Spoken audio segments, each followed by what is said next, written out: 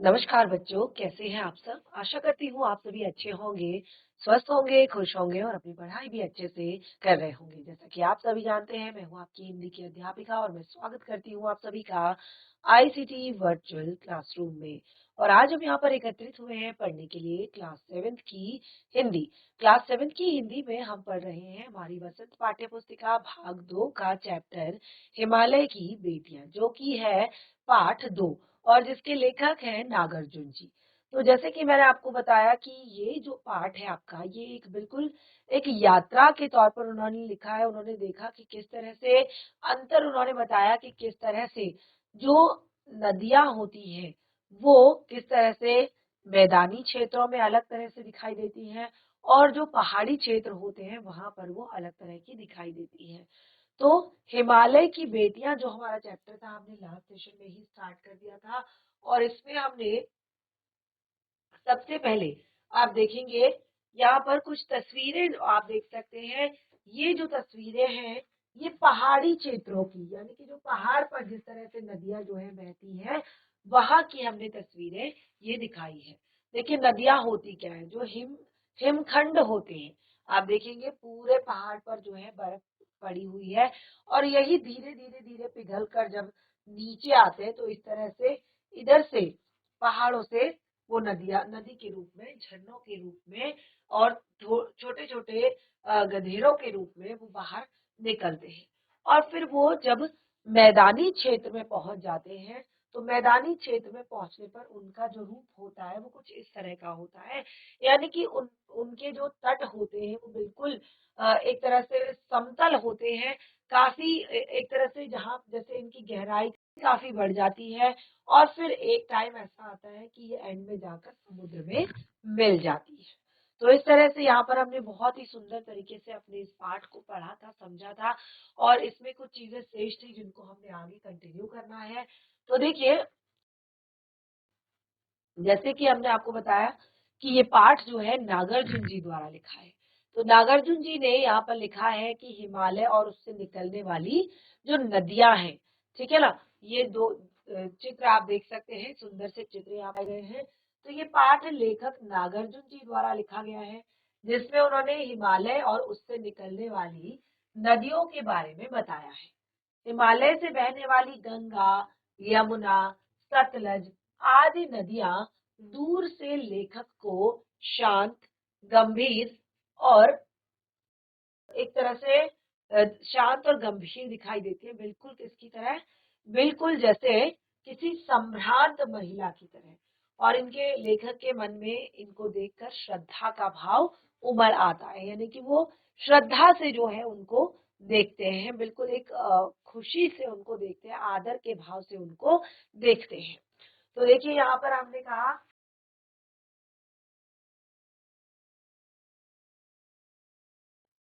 तो जैसे कि मैंने कहा कि एक निबंध विधा में ये लिखा हुआ है। मैंने आपको लास्ट सेशन में भी बताया था कि जो हमारा गद्य खंड होता है या हमारा काव्य खंड होता है उसमें जो भी टॉपिक लिखे जाते हैं वो अलग अलग विधाओं में लिखे जाते हैं। तो ये आपका एक निबंध विधा के तौर पर यहाँ पर लिखा हुआ है जिसमें विभिन्न प्रकार की नदियों का वर्णन किया है और कहाँ से, हिमालय से निकलकर सागर में पहुंचने तक जो वो बीच में अलग अलग रूप धारण करती है, यानी कि हिमालय से निकलकर सागर तक पहुंचने में जो वो अलग अलग रूपों को धारण करती है उनके बारे में यहाँ पर बताया है। तो जब सबसे पहले यहाँ पर लेखक कहते हैं कि जब तक उन्होंने नदियों को दूर से देखा था, यानी कि जब तक उन्होंने नदियों को केवल दूर से देखा था तो तब तक उन्हें ये बहुत ही गंभीर, बहुत ही शांत तथा अपने आप में खोई हुई सी प्रतीत होती थी। उन्हें ऐसा लगता था कि ये बहुत गंभीर होती है, शांत होती है और अपने आप में खोई हुई उन्हें ये प्रतीत होती थी। लेकिन वो कहते हैं कि उन्होंने जब तक उन्होंने एक तरह से नदियों को अभी तक जब दूर से ही देखा था, यानी कि दूर से देखने पे उन्हें ये सब चीजें पता चली। लेकिन वो कहते हैं किसी सभ्य या अच्छे कुल की महिला की तरह दिखने वाली इन नदियों के प्रति लेखक के मन में श्रद्धा के भाव थे। आगे लेखक बताते हैं कि जब नदियों की धारा में वो डुबकी लगाते हैं, यानी कि जब इन नदियों की धारा में कोई डुबकी लगाता है तो बिल्कुल उसको उसी तरह से प्रतीत होता है, उसी तरह का सुख, उसी तरह का सुकून प्रतीत होता है जैसे उसको अपनी माता की गोद में प्रतीत होता है। अपनी किसी भी माँ, दादी, मौसी, मामी की गोद में खेला करता है। तो लेखक को लगता है कि जब ये नदियाँ मैदानी भागों में होती हैं, तब ये नदियाँ माता स्वरूपिणी बन जाती हैं। यानी कि जब ये नदियाँ मैदानी भागों में होती हैं, तो ये नदियाँ माता स्वरूपिणी होती हैं। इसीलिए लेखक के मन में इन नदियों के प्रति आदर का भाव जो है उत्पन्न हो जाता है। लेकिन परंतु इस बार जब लेखक ने हिमालय के कंधे पर चढ़कर इनको देखा, देखिए अभी तक उन्होंने केवल दूर से देखा था, यानी कि केवल मैदानी क्षेत्रों में देखा था। तो अब वो कहते हैं कि अब जब उन्होंने इनको हिमालय के कंधे पर चढ़कर देखा, तो इन नदियों को देखने से उन्हें एक इनका अलग ही रूप नजर आया, उन्हें एक अलग ही रूप दिखाई दिया।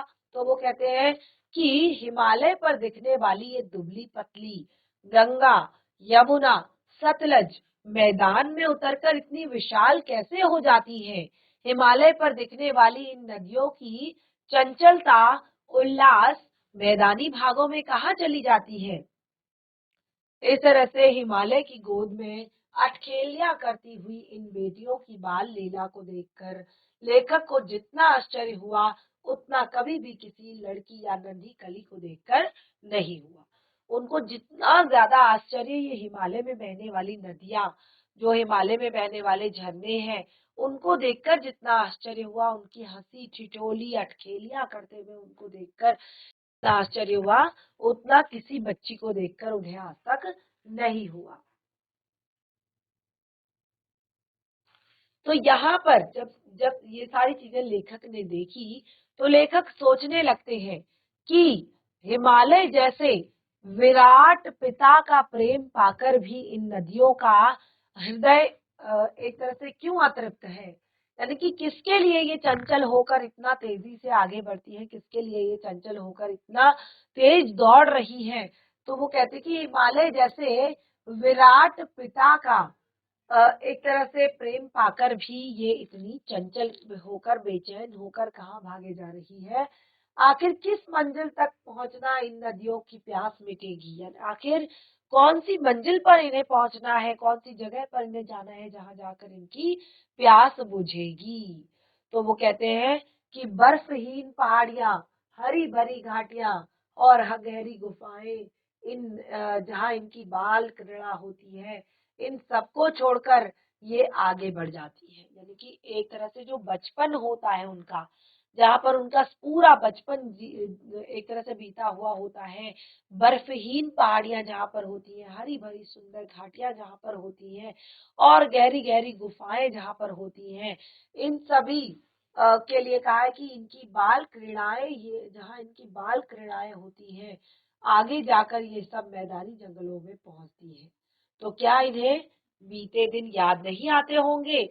क्या इन्हें बीते दिन याद नहीं आते होंगे कि जो इन्होंने अपने मायके में, यानी कि अपने पिता के घर में जो दिन बिताए हैं, तो क्या ये दिन उन्हें याद नहीं आते होंगे? अब देखिए यहाँ पे बहुत सारी जिम्मेदारियां हैं, बहुत सारी चीजें हैं और अब वो एक माता का रूप उन्होंने धारण कर लिया है।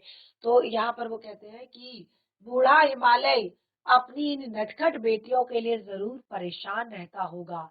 जो बूढ़ा हिमालय है, वो अपनी नटखट बेटियों के लिए जरूर परेशान रहता होगा, क्योंकि कभी ना कुछ परेशानी ये जरूर पैदा करती होंगी। लेकिन यदि हम उसकी बड़ी बड़ी चोटियों से यह पूछे, सिवाय मौन के उन्हें कोई उत्तर नहीं मिलेगा। लेखक कहते हैं कि यदि हम हिमालय की बड़ी बड़ी चोटियों से ये पूछें कि क्या सचमुच जो है ये इतनी चंचल है, तो उनका जो उत्तर होगा वो मौन ही होगा, यानी कि वो कुछ नहीं बोलेंगे इस बारे में। सिंधु ब्रह्मपुत्र के बीच रावी, सतलज, चनाब, झेलम, गंगा, यमुना, गंडक, सरयू, कोसी आदि कई छोटी बड़ी नदियां जो है हिमालय की ही बेटियां हैं। वास्तव में यह हिमालय की बेटियां पिघलते हुए हृदय की बूंदें हैं।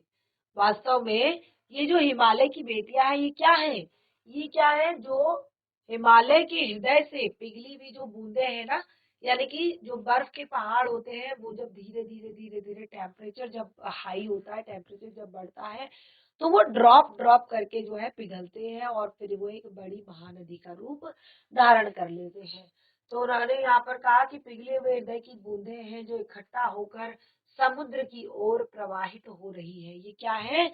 ये बूढ़े हिमालय की आंखों से जो एक तरह से गिरी हुई बूंदें हैं, उसको इकट्ठा करके होकर वो जब इकट्ठा हो जाती है सारी बूंदें, तो वो इकट्ठा होकर समुद्र की ओर प्रवाहित होती है।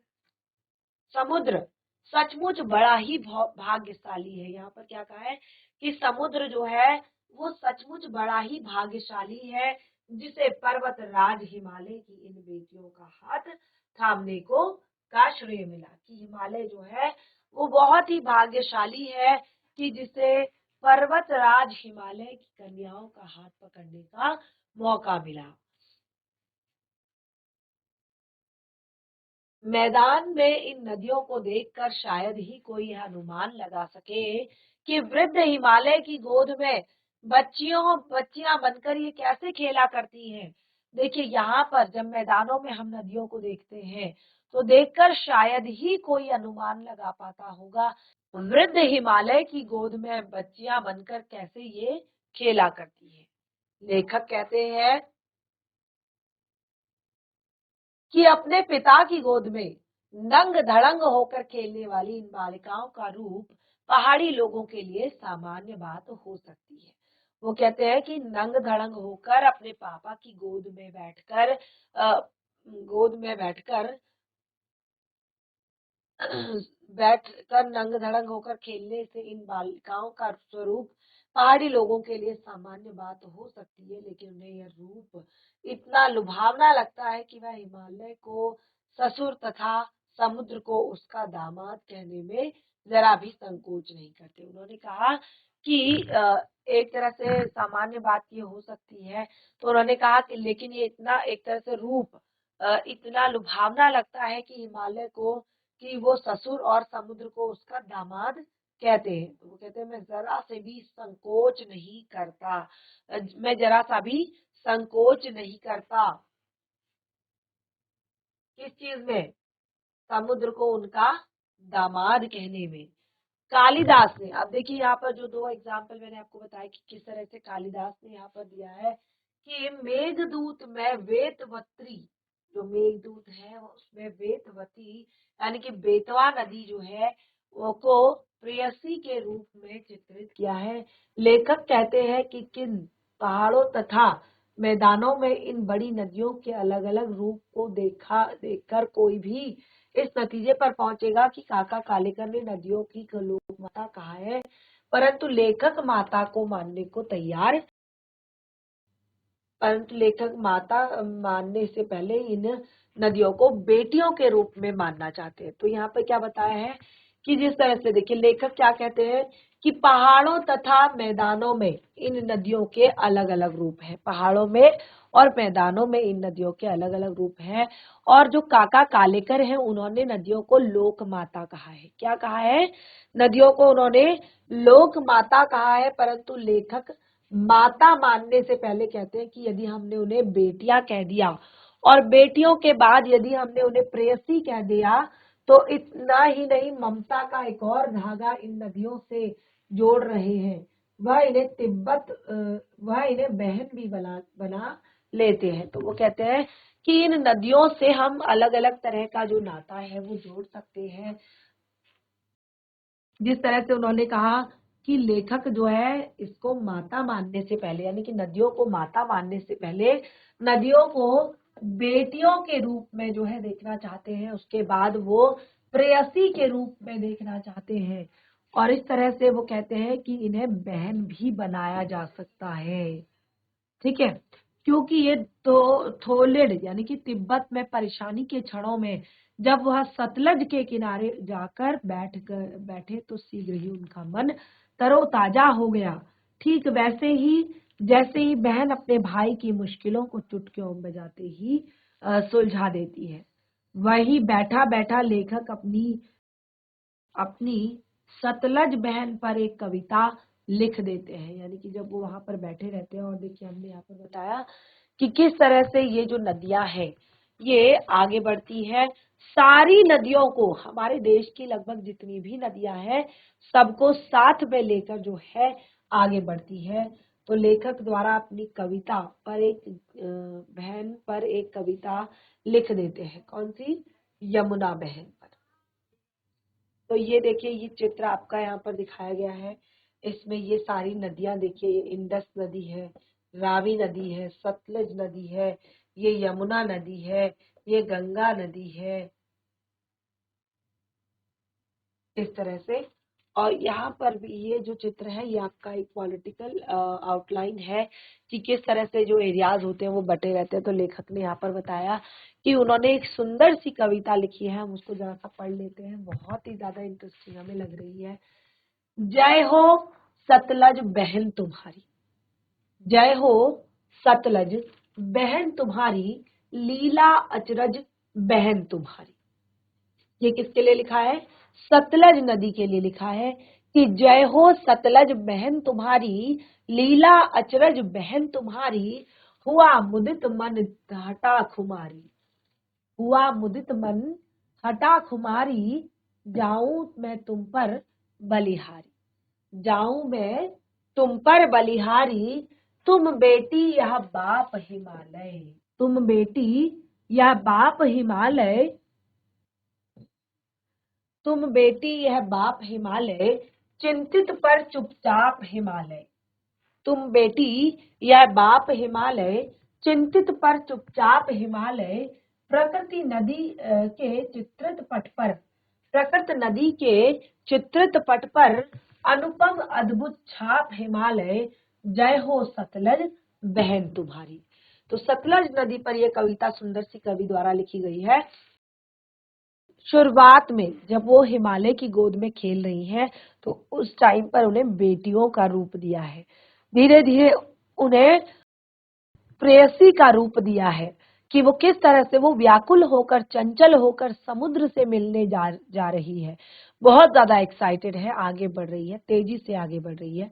और उसके बाद तीसरा जो है उन्हें पत्नी का जो, यानी कि एक संभ्रांत महिला का जो सबका एक तरह से पोषण करती है, उनका चित्र उन्हें यहाँ पर दिया नदियों को।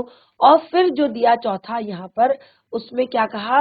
उसमें कहा कि सतलज को हम बहन भी मान सकते हैं, ठीक है। तो इसीलिए उन्होंने एक बहन कहकर उसको संबोधित किया, कहा जय हो सतलज बहन तुम्हारी, लीला अचरज बहन तुम्हारी, हुआ मुदित मन हटा कुमारी, तुम बेटी यह बाप हिमालय, चिंतित पर चुपचाप हिमालय, प्रकृति नदी के तट पर चित्रित पट पर, प्रकृति नदी के चित्रित पट पर, अनुपम अद्भुत छाप हिमालय, अनुपम अद्भुत छाप हिमालय, जय हो सतलज बहन तुम्हारी। तो इस तरह से चैप्टर जो है हमारा कंप्लीट हो चुका है। हमने पाठ को आपकी पाठ्य पुस्तिका से भी बहुत अच्छे से पढ़ लिया था, यानी कि आपकी वसंत पाठ्य पुस्तिका भाग 2 जो है उसको हमने अच्छे से पढ़ लिया था। तो अब उसी से रिलेटेड यहाँ पर प्रश्न है, इनको थोड़ा सा डिस्कस करेंगे। और जो पाठ है उसकी समरी को, यानी कि उसके सार को यदि आप लिख कर लाएंगे तो बहुत अच्छा होगा। और इससे क्या होगा कि आपको चैप्टर अच्छे से याद हो जाएगा, यानी कि एक ही बार में चैप्टर अच्छे से याद हो जाएगा। प्रश्न शुरू करते हैं। नदियों को माँ मानने की परंपरा हमारे यहाँ काफी पुरानी है, लेकिन लेखक नागार्जुन उन्हें और किन रूपों में देखते हैं? तो देखिए, सिंधु यहाँ पर पूरे देश में नदियों को माँ के रूप में माना जाता है, पूरे देश में जितनी भी नदियां हैं उनको माँ के रूप में जाना जाता है। और ये परंपरा जो है बहुत ही पुरानी है, काफी समय से चली आ रही है ये परंपरा। लेकिन इस पाठ में लेखक नागार्जुन ने नदियों को बेटी, प्रेयसी, बहन के रूप में भी देखा है। तो यहाँ पर क्या कहा है कि जो ये एक तरह से पुरानी परंपरा चल रही है, किस तरह की पुरानी परंपरा, कि जब यहाँ पर बताया कि नदियों को माँ मानने की परंपरा हमारे यहाँ काफी पुरानी है, लेकिन लेखक नागार्जुन उनके किन किन रूपों में मदद करते। तो देखिए यहाँ पर बताया कि यह परंपरा काफी पुराने समय से चलती आ रही है, लेकिन इस पाठ में लेखक नागार्जुन ने नदियों को बेटी कहा है, प्रेयसी कहा है और बहन का रूप दिया है। देखिए, ठीक है। आगे बढ़ते हैं। सिंधु और ब्रह्मपुत्र की विशेषता बताइए। ये आपका प्रश्न जो है महत्वपूर्ण हो सकता है परीक्षाओं की दृष्टि से, इसीलिए जो भी नोट करे, जो भी लिखे, उसको हाथ के हाथ घर पर रिवाइज कर दे। सिंधु और ब्रह्मपुत्र की क्या क्या विशेषताएं बताई गई हैं। तो देखिए, इस पाठ में लेखक ने सिंधु और ब्रह्मपुत्र को, इस पाठ में लेखक ने जो सिंधु और ब्रह्मपुत्र है को दो महानदियों के रूप में बताया है। क्या कहा है कि दो महानदियों के रूप में बताया है। इन दो बड़ी नदियों का नाम सुनते ही हिमालय से निकलने वाली सभी छोटी छोटी बड़ी नदियों की तस्वीर आंख के सामने आ जाती है। तो यहाँ पर लेखक क्या कहते हैं कि जब हम इन बड़ी नदियों को देखते हैं तो हिमालय से निकलने वाली इन छोटी छोटी छोटी छोटी नदियों के, जिनके शेप भी जो है प्रॉपर तरीके से नहीं है, तो वो कहते हैं कि ये एक तरह से निकलने वाली छोटी सी बड़ी नदियों की तस्वीर आंखों के सामने आ जाती है। ये दोनों महानदियां हिमालय के पिघले दिल से निकलकर एक एक बूंद से बनी है। ये जो इतनी ज्यादा प्रसिद्ध नदियां है ना, ये हिमालय की जब एक एक बूंद जो है गिरती है, उससे जो है ये यहाँ पर जो बनाए गए हैं वो इस तरह से बनाए गए हैं। पिघले दिल से निकले एक एक बूंद से बनी यह समुद्र कितना सौभाग्यशाली है, जिसे हिमालय की इन दो बेटियों का हाथ पकड़ने का श्रेय मिला। तो वो कहते हैं कि बड़ा ही सौभाग्यशाली है वो, जिसको हिमालय की इन बेटियों का हाथ पकड़ने का मौका मिला, हाथ पकड़ने का श्रेय मिला। प्रश्न 3 है, काका कालेकर ने नदियों को लोकमाता क्यों कहा है। तो देखिए, नदियों को लोकमाता कहने का रीजन तो आपका काफी सारा है कि जो काका कालेकर हैं ने नदियों की समानता इसीलिए कहा है क्योंकि ये नदियां ही है जो युगों युगों तक हम सभी का भस्म धारण पोषण करती हैं। ये नदियां ही है जो हम सभी को पीने के पानी के लिए जल तो देती है और मिट्टी को उपजाऊ बनाने के लिए सहायता भी करती है। जिस प्रकार कई तरह के दुख सहने के बाद भी माता अपने संतान का भला चाहती है, तो उसी प्रकार नदियां भी अपने मानव द्वारा दूषित किए जाने के बाद भी वो कहते हैं कि जगत का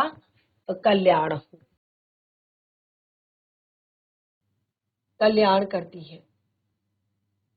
हिमालय की यात्रा में लेखक ने किन किन की प्रशंसा की। हिमालय की यात्रा जब उन्होंने की तो वहां पर उन्हें सबसे सुंदर चीज क्या नजर आई, क्या क्या किन किन चीजों की उन्होंने प्रशंसा की, तारीफ की। तो हिमालय की यात्रा में लेखक ने जो सबसे शुरुआत की बात होती है, देखिए जब भी आप कहीं पर जाते हैं तो इस तरह की चीजें जो आपकी जरूरी चीजें होती हैं वो आपके पास होती हैं। तो हमने कहा हिमालय की यात्रा करने जब गए थे तो हिमालय की यात्रा में लेखक ने कहा कि वहीं पर उपस्थित नदियों की, पर्वतों की, बर्फ से ढकी हुई पहाड़ियों की तरह हरी भरी घाटियों की तथा महासागरों की प्रशंसा करने की है। साथ ही लेखक ने देवदार, जो वृक्ष होता है देवदार ना, चीड़, सरो, चिनार, सफेदा, कैल भी, इन सब की जो है प्रशंसा करी। अगला प्रश्न है, नदियों और हिमालय पर अनेक कवियों ने कविताएं लिखी हैं। नदी और हिमालय पर बहुत सारे कवियों ने कविताएं लिखी हैं। उन कविताओं का चयन कर उनकी तुलना पाठ में निहित नदियों के वर्णन से कीजिए। तो यहाँ पर क्या कहा है, यहाँ पे कहा है कि नदियों और हिमालय पे अनेक कविताएं लिखी गई हैं और उन कविताओं का चयन करके, तो कविताओं का चयन क्या करना है, विद्यार्थी स्वयं पुस्तक की सहायता से करेंगे। गोपाल सिंह नेपाली की कविता हिमालय, रामधारी सिंह दिनकर हिमालय, जयशंकर प्रसाद की कविता हिमालय के आंगन में पढ़िए और तुलना कीजिए। तो इस तरह से आपने इस प्रश्न का जो उत्तर है वो स्वयं से खोज करना है। तो यहाँ पर आपको कहा गया है कि पढ़िए और आप इसकी तुलना कीजिए। ठीक है, तो इस तरह से उत्तर आप यहाँ पर करेंगे, लेकिन जैसे यहाँ पर बताया कि सहायता के साथ करेंगे, स्वयं की सहायता से और यानी कि किसी अन्य विद्यार्थी की सहायता से और पुस्तकालय की सहायता से। तो इस तरह से हमारा जो चैप्टर है वो कंप्लीट हो चुका है। हमने अपने इस पाठ में काफ़ी सारी चीज़ें जो है पढ़ी है, समझी है और साथ ही चित्रों के माध्यम से उन्हें देखा भी है। तो आपने देखा कि किस तरह से हम यहाँ पर चैप्टर को पढ़ रहे थे, हिमालय की बेटियाँ, और चैप्टर हमारा आज कंप्लीट हो चुका है और हमने मोटे तौर पर उसके प्रश्नोत्तर भी कर लिए हैं। चलिए, तो ये आप नोट कर लीजिए सारे के सारे प्रश्न। नेक्स्ट सेशन में जो है हम अपने इस टॉपिक को आगे कंटिन्यू करेंगे, यानी कि आप लोगों का अगर कोई डाउट होगा तो उसको लेंगे, नहीं तो हम यहाँ पर शुरू करेंगे एक अपना नया चैप्टर। तो इस तरह से हमारा आज वसंत पाठ्य पुस्तिका भाग 2 का एक और चैप्टर कंप्लीट हो चुका है। हम मिलेंगे अपने नेक्स्ट सेशन में, तब तक के लिए धन्यवाद। आपका दिन शुभ हो।